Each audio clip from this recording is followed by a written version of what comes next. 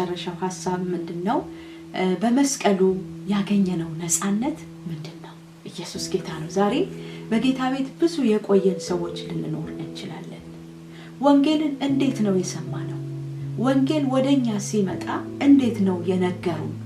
ወንጌልን የመሰከሩልን ሰዎች ወይም ያስተማሩን ሰዎች ወይም ደቀ መዝሙር አድርገው በቤተ ክርስቲያን ያሳደጉን ምን አይነት ቃል አስተምረውናል? የዳንክበት፣ የዳንሽበት፣ የዳንኩበት ቃል የትኛው ቃል? እውነተኛ ወንጌል ነፃነት ይሰጣል፣ አርነት ይሰጣል። በመስቀሉ በክርስቶስ ኢየሱስ መስቀል ሞት ጌታ ኢየሱስ ክርስቶስ በመስቀል ላይ ስጋው ተሰቅሎ ነፍሱን መስዋዕት በማድረጉ ምክንያት በመስቀል ላይ በመሰቀሉ ምክንያት ያገኘው ነፃነት ምንድነው? ያገኘሽው ነፃነት ምንድነው? ካልሆነማ ነፃነትሽን ካላወቅሽ፣ ነፃነታችሁን ካላወቃችሁ፣ ነፃነቴን ካላወቁ ወንጌል አልገባኝም ማለት ነው። ዛሬ ከስራት ትፈታለሽ፣ ከስራት ትፈቻለሽ፣ እርግጠኛ ነኝ። ምክንያቱም የእግዚአብሔር ቃል የወንጌል ቃል ነፃ ያወጣል። ነፃ ያወጣኝ፣ ነፃ ያወጣችሁ የእግዚአብሔር ቃል ነው። ግን ወንጌል መጀመሪያ ስንሰማ ምንድነው የሰማነው? በእውነት የወንጌል ቃል ወንጌል ነፃ እንደሚያወጣ ጌታ ኢየሱስ ክርስቶስ በመስቀል ላይ የከፈለው ዋጋ መንፈስን፣ ነፍስን፣ ስጋን ነፃ እንደሚያወጣ ነው። ስለዚህ በመስቀሉ ቃል በወንጌል ቃል ክርስቶስ ኢየሱስ በከፈለው ዋጋ ምክንያት ያገኘነው ነፃነት ብዙ። አንደኛ ያገኘነው ነፃነት ከሰይጣን ነፃ ሆነናል። ቆላስይስ 2:15 እርሱንም በመስቀል ጠርቆ ጠላትን ዲያብሎስን በመስቀል ጠርቆ ኃጢአትን፣ ክፋትን፣ ደዌን፣ በሽታን፣ እርግማንን ሁሉን መርገምን ሁሉ እርሱንም በመስቀል ጠርቆ ከመንገድ አስወጥቶታል። አለቅነትንና ስልጣናትን ገፎ ይላል። ድል በመንሳት በእርሱ እያዞራቸው በግልጥ አሳያቸው ይላል። ኢየሱስ ክርስቶስ ጌታ ነው። እርሱንም በመስቀል ጠርቆ ከመንገድ አስወግዶታል። በመስቀል ላይ ጌታ ኢየሱስ ክርስቶስ ኃጢአትን ከመንገድ አስወግዶታል፣ መርገምን አስወግዶታል፣ ደዌን አስወግዶታል።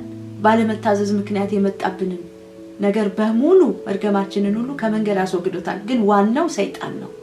ሰይጣንን ከመንገድ አስወግዶታል። ዋጋ በመክፈል የሰውን ልጅ ነፃ አውጥቶታል። ስለዚህ በኢየሱስ ክርስቶስ መስቀል ሞት ምክንያት ከሰይጣን ነፃ ወጥተሃል፣ ከሰይጣን ነፃ ወጥተሻል። ከየትኛው ምስራት ነፃ መውጣት የምትችይው በወንጌል ቃል ነው። ክርስቶስ ኢየሱስ በመስቀል ላይ የከፈለውን ዋጋ ሲገባሽና ስትረጁ ነው። ሲገባህና ስትረዳው ነው። ሲገባኝና ስረዳው ነው። ስለዚህ በልጁ በኢየሱስ ክርስቶስ መስቀል ሞት ምክንያት ከሰይጣን ነፃ ሆነናል። በቆላስይስ 1:13 ላይ እርሱ ከጨለማ ስልጣን አዳነን። ኤፌሶን 2 ላይ እንደውም በጣም ዘርዝሮ ይናገራል። ዛሬ ጌታ ኢየሱስ ክርስቶስን ያልተቀበላችሁ ሰዎች እኔ በሰይጣን ቁጥጥር ስር አይደለሁም በራሴ ነኝ የምትሉ ሰዎች ካላችሁ በጣም ተሳስታችኋል። ኤፌሶን ምዕራፍ 2 ላይ በጣም ይናገራል። ሐዋርያው ጳውሎስ በደንብ አድርጎ ያብራራል። አንድ ሰው ጌታ ኢየሱስ ክርስቶስን ወደ ህይወቱ ተቀብሎ በዘላለም ህይወት መንገድ ጌታ ኢየሱስ ክርስቶስን መከተል ካልቻለ፣ የዘላለም ህይወት ከሌለው እኔ በሰይጣን ቁጥጥር ስር አይደለሁም ሊል አይችልም። የሚገዛው ሰይጣን ነው። አንድ ሰው ጌታ ኢየሱስ ክርስቶስን ሲቀበል ከጨለማ ስልጣን ነፃ ነው።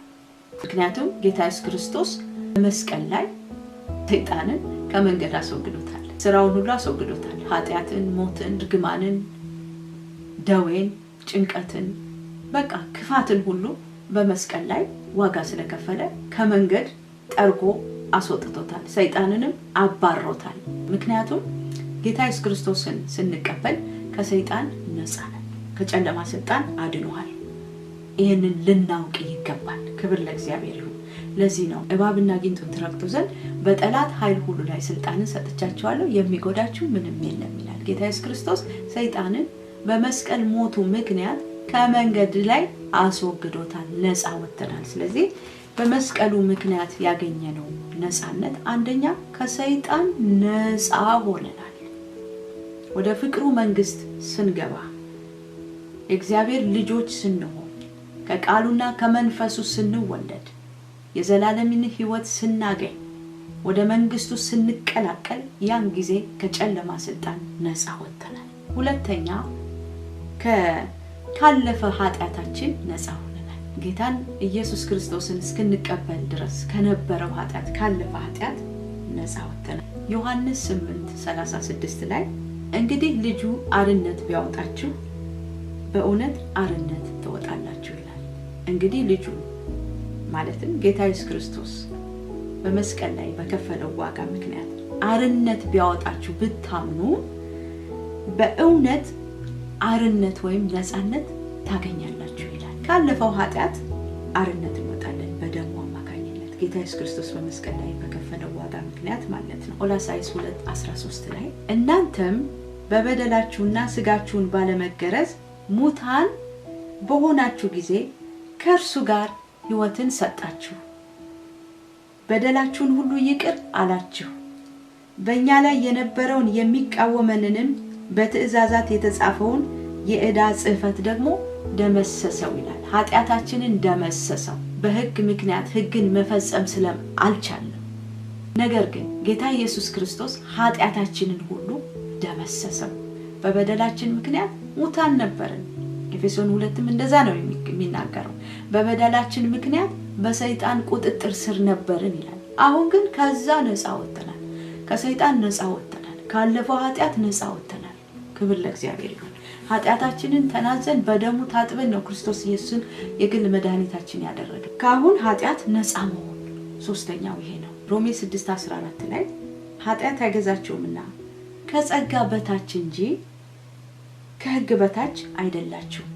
ከጸጋ በታች እንጂ ከሕግ በታች አይደላችሁም። ስለዚህ ኃጢአት አይገዛችሁም። አሁን በክርስቶስ ኢየሱስ ላሉት አሁን ኩነኔ የለባቸውም፣ ኃጢአት የለባቸውም፣ ፍርድ የለባቸውም ይላል።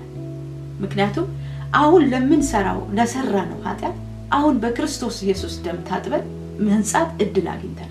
በኃጢአታችን ብንናዘዝ ኃጢአታችንን ይቅር ይለን እየሰራነው ካለን አመፃ ሁሉ ደግሞ ሊያነጻን ሊያስተካክለን ንጹሃን ሊያደርገንና ሕይወታችንን ሊቀድስ ጌታ ኢየሱስ ክርስቶስ የታመነ ነው። ደሙ የታመነ ነው። ደሙ ብቃት አለው። ደሙ ይናገርልናል።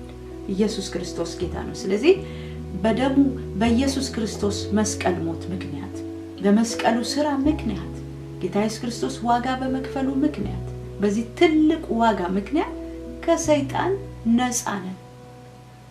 ካለፈ ኃጢአት ነፃ ነን። ከአሁኑ ኃጢአትም ነፃ ነን። ከደዌ ሁሉ ነፃ ነን። ኢየሱስ ክርስቶስ ጌታ ነው። ማቴዎስ 8:17 እርሱ ድካማችንን ተቀበለ ይላል። እርሱ ድካማችንን፣ ሸክማችንን፣ ደዌያችንን ተቀበለ፣ ደዌያችንንም ተሸከመ፣ ሕመማችንንም ተሸከመ። የተባለው ይፈጸም ዘንድ መናፍስትን በቃሉ አወጣ፣ የታመሙትንም ሁሉ ፈወሰ። ኢየሱስ ክርስቶስ ጌታ ነው። ጌታ ኢየሱስ ክርስቶስ በምድር በነበረበት ሰዓት አጋንንትን ያወጣ ነበር፣ የታመሙትን ይፈውስ ነበር፣ ይጸልይ ነበር፣ በመቅደስ ያስተምር ነበር። እርሱ ድካማችንን ተቀበለ፣ ደዌያችንን ተሸከመ፣ ከበሽታ ነፃ አድርጎናል። ስለኛ ደዌያችንን ተሸክሞታል። ኃጢአታችንን በመስቀል ላይ በስጋው ላይ ተሸክሟል። በደላችንን ተሸክሞ ነው በመስቀል ላይ ዋጋ የከፈለው። በሽታችንን ደዌያችንን ሁሉ እሱ ተሸክሞ ዋጋ ከፍሎልናል። ስለዚህ ዛሬ ደዌያችንን በተሸከመው በኢየሱስ ክርስቶስ በእርሱ ቁስል ተፈወሳችሁ ተብሎ እንደተጻፈ ፈውስ የተፈጸመ ስራ ነው። በክርስቶስ ኢየሱስ መስቀል በስጋው ላይ ተፈጽሟል። ለዚህ ነው ተፈጸመ ያለው። የኃጢአት ዋጋ ተከፈለ፣ የሞት ዋጋ ተከፈለ፣ የበሽታ ዋጋ ተከፈለ፣ የጭንቀት ዋጋ ተከፈለ፣ የእርግማን ዋጋ ተከፈለ። ስለዚህ ከበሽታ ነፃ ነን ማለት ነው። በእርሱ ቁስል እኛ ተፈወስን። በእርሱ ቁስል ተፈወሳችሁ። ኢየሱስ ክርስቶስ ጌታ ነው። በዚህ ሰዓት ሕመም ያለባችሁ ሰዎች በእርሱ ቁስል ተፈወሳችኋል። በሰይጣን ስራት ውስጥ ያላችሁ በኢየሱስ ክርስቶስ ስም ነፃ ወጥታችኋል። በኃጢአት ያላችሁ በደሙ ነፃ ወጥታችኋል። ኃጢአታችሁን ተናዘዙ፣ ኃጢአታችሁን ይቅር ይላል። አመፃም ውስጥ ያላችሁ ከአመፃ ነፃ ያወጣችኋል። ከእርግማን ነፃ ሆነናል። ገላትያ 3:13 በእንጨት የሚሰቀል ሁሉ የተረገመ ነው ተብሎ ተጽፏልና። በእንጨት ላይ የሚሰቀል ሰው የተረገመ ነው ተብሎ በእግዚአብሔር ቃል ተጽፏል። ስለዚህ ክርስቶስ ስለ እኛ እርግማን ሆኖ ከሕግ እርግማን ነፃ ወጣን ይላል። ከሕግ እርግማን ከከርስ ነፃ ሆነናል። ጌታ ኢየሱስ ክርስቶስ በመስቀል ላይ ሲሞት በመስቀል ላይ ሲሰቀል እንደ ክፉ አድራጊ፣ እንደ ኃጢአተኛ፣ እንደ በደለኛ እንደውም የተረገመ ሰው ነው በመስቀል ላይ የሚሰቀለው። ስለዚህ ስለኔና ስለናንተ እርግማናችንን በስጋው ላይ በመስቀል ላይ ተሸክሟል። ስለኔና ስለናንተ እርግማን ሆኗል። የተረገመ ሆኖ እርግማን ሆኖ ኃጢአት ሆኖ በሽታ ሆኖ ተሰቅሏል። ለዚህ ነው ተፈጸመ ያለው። ስለዚህ ጌታችን ኢየሱስ ክርስቶስ በእንጨት የሚሰቀል ሁሉ የተረገመ ነው ተብሎ እንደተጻፈ ክርስቶስ ስለኛ እርግማን ሆኖ ከሕግ እርግማን ዋጀን ይላል። ከሕግ እርግማን ነፃ አውጥቶናል። ስለዚህ ጌታ ኢየሱስ ክርስቶስ በመስቀል ላይ ታላቅ ዋጋ ብዙ ዋጋ በመክፈሉ ከብዙ ነገሮች ነፃ ወጥተናል። ከሰይጣን ነፃ ወጥተናል። ካለፈ ኃጢአት ነፃ ወጥተናል። ከአሁን ኃጢአት ነፃ ወጥተናል። እንደዚሁም ደግሞ ከበሽታ ነፃ ወጥተናል። እንደገናም ደግሞ ከእርግማን ነፃ ወጥተናል። ዘዳግም 28 ከ15 እስከ 68 ድረስ ስለዚህ ነገር ይናገራል። ስለ እርግማን በእንጨት ስለመሰቀል በብሉይ ኪዳን ያለውን ሕግ ይናገራል። ስለዚህ በዛ ሕግ መሰረት ነው ጌታ ኢየሱስ ክርስቶስ በአዲስ ኪዳን ወደ ምድር መጥቶ እርግማን ሆኖ ከሕግ እርግማን ነፃ ያወጣል። ስለዚህ እርግማናችንን ወስዶልናል። እንደውም ስለኔና ስለናንተ እርግማን ሆኖ ከእርሱ ነው መስቀል ላይ ዋጋ ከፍሏል። ጌታ ኢየሱስ ክርስቶስ በከፈለው ታላቅ ዋጋ እኔና እናንተ በአብ ዘንድ ተቀባይነትን ሞገስ አግኝተን ይቅርታን አግኝተን ቤተሰብ ሆነናል። የልጅነት ስልጣን አግኝተናል። አዲስ ህብረትን አግኝተናል። ነፃነት አግኝተናል። ከኃጢአት ከደዌ ከእርግማን ከበሽታ ነፃ አድርጎናል። በመጨረሻ ወይም ስድስተኛ በክርስቶስ ኢየሱስ መስቀል ሞት ምክንያት ያገኘነው ነፃነት ከዘላለም ሞት ነፃ መሆን ነው። ለዘላለም በገሃነም ፍርድ ከሰይጣን ጋር ከመሆን በልጁ ሞት ምክንያት በመስቀሉ ሞት ምክንያት በመስቀሉ መሰቀል ምክንያት በቀራንዮ መስቀል ላይ ጌታ ኢየሱስ ክርስቶስ ስለኛ ዋጋ በመክፈሉ ከዘላለም ሞት ነፃ ሆነናል። ለዚህ ነው ዮሐንስ 3:16 ላይ በእርሱ የሚያምን ሁሉ የዘላለም ሕይወት እንዲኖረው እንጂ እንዳይጠፋ እግዚአብሔር አንድያ ልጁን እስኪሰጥ ድረስ ዓለሙን እንዲሁ ወዷል። ስለዚህ ዛሬ ጌታ ኢየሱስ ክርስቶስን ያልተቀበላችሁ የግል መድኃኒታችሁ አድርጋችሁ ወደ ሕይወታችሁ ያላነገሳችሁት ሰይጣንን፣ ዓለምን፣ ስጋን፣ ራሳችሁን ያልካዳችሁ ሰዎች የዘላለም ሕይወት እንዳላችሁ እርግጠኛ ያልሆናችሁ ሰዎች ዛሬ ጌታ ኢየሱስ ክርስቶስን እንድትቀበሉ የሕይወታችሁ ጌታ እንድታደርጉት በእግዚአብሔር ቃል እመክራችኋለሁ፣ አሳስባችኋለሁ።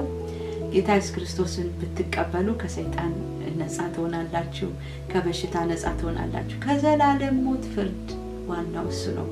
ከሞት በኋላ ከስጋ ሞት በኋላ ሌላ የሚቀጥል ሕይወት አለ። ያውም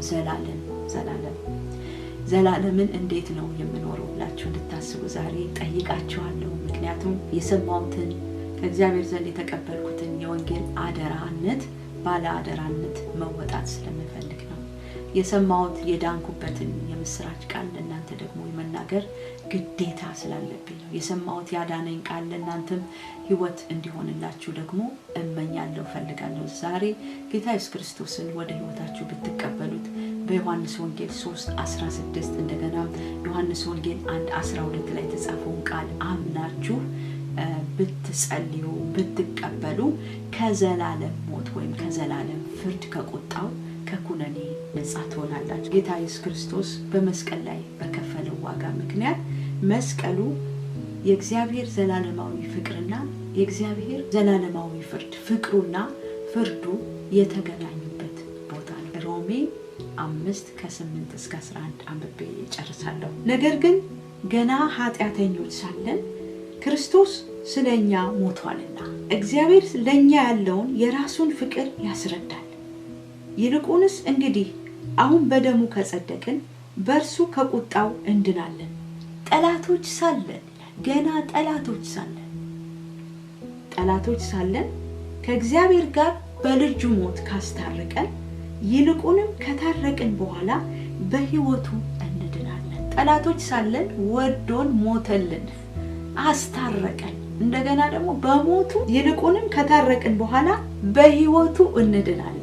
ይህም ብቻ አይደለም፣ ነገር ግን አሁን መታረቁን ባገኘንበት በጌታችን በኢየሱስ ክርስቶስ በኩል በእግዚአብሔር ደግሞ እንመካለን ይላል።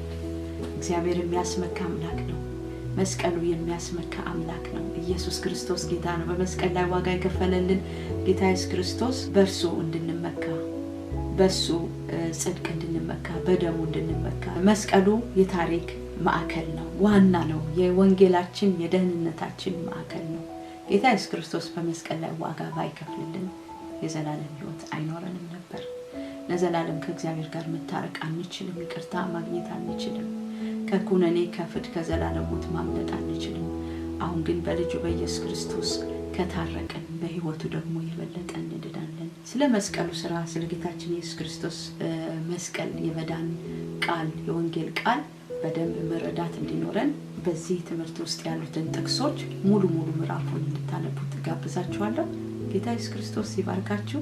ይህንን ትምህርት የሰማችሁ ሰዎች ሌሎች እንዲደርሳቸው ፕሮግራሙን ሼር አድርጉ፣ ሰብስክራይብ አድርጉ። ብዙዎች እንዲጠቀሙ፣ ብዙዎች ከዘላለም ሞት ከፍርድ እንዲያመልጡ፣ ወንጌል እንዲሰፋ፣ ጌታችን ኢየሱስ ክርስቶስ ፈጥኖ ዳግም እንዲመለስልን፣ ብዙዎች ድነው የልባችን ሐሳብ እንዲሞላ፣ እንድንነጠቅ፣ ከጌታ ጋር ለዘላለም እንድንኖር ወንጌልን አብረን እንስራ።